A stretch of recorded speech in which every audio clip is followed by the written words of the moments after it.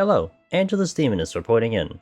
I'd like to share with you a small video series preparing you for the third installment of Deep Dungeon, Eureka Orthos. While the topics discussed may lean heavily on soloing Eureka Orthos, some info may carry over to party runs as well. In this video, I'll talk about new strategies based on the information provided in the recent Final Fantasy XIV 75th live letter that aired on December 23rd, 2022. Yoshi P introduced two new Pomanders. Today, I'll discuss the new Dreadnought Transformation Pomander.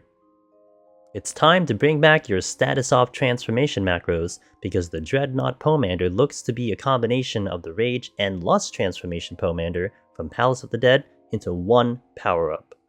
This literally means you can both melee and one-shot enemies like a Rage in your first ability, and cast AoE vulnerability stacks like a Lust as your second ability. First, let's talk and review what the original Pomanders did in Palace of the Dead. For the Rage Pomander, we utilized two main strategies.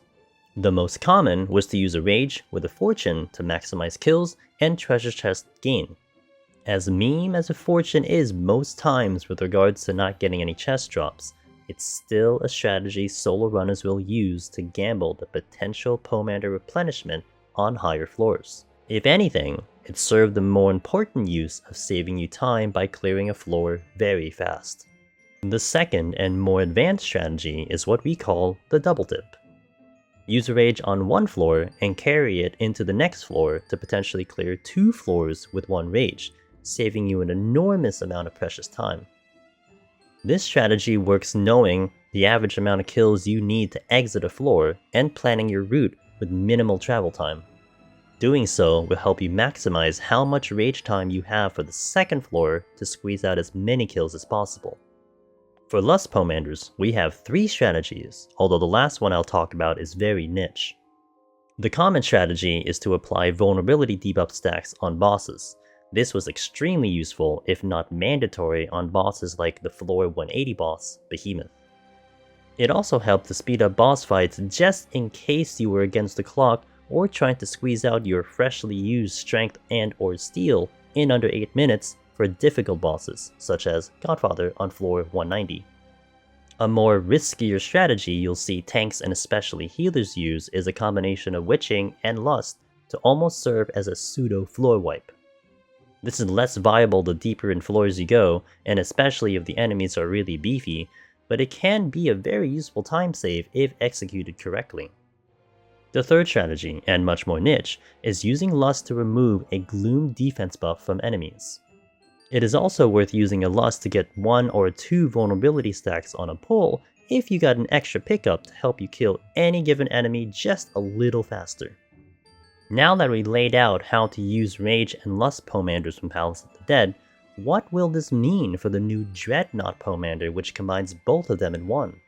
With the no knockback debuff returning to Eureka Orthos, we will have to once again keep an eye on that debuff or our Dreadnought will not get those one-shot kills. But it doesn't make it a complete dud like it would a Rage Pomander. At least you can use the vulnerability stacks on a single enemy for some use. Double dips and fortune combinations are obviously in play, although now you have to consider a brand new strategy for a double dip, going from floor 9 into the boss. An example, you clear floor 9 as a Dreadnought, get into the boss floor and get those vulnerability stacks on when you pull. A small note, in case you don't know, is the Rage Pomander could never one-shot a boss in Palace of the Dead, but it could one-shot any adds that might exist. If the boss will be a big time sink, it might be worth the effort for that type of a double dip. Although, if it looks like the enemies on the floors themselves are HP sponges, you might want to avoid using the Dreadnought on bosses. We'll have to wait and see for that one. Something else to consider is we don't quite know what the other two Pomanders will be that was not shown in the live letter. Palace of the Dead had 3 exclusive Pomanders: Rage, Lust, and Resolution. These 3 were replaced in Heaven on High with Frailty, Concealment, and Petrification. Historically, both in Palace of the Dead and Heaven on High, we had one Pomander that allowed bonus damage on enemies or bosses, that being Lust and Frailty, respectively.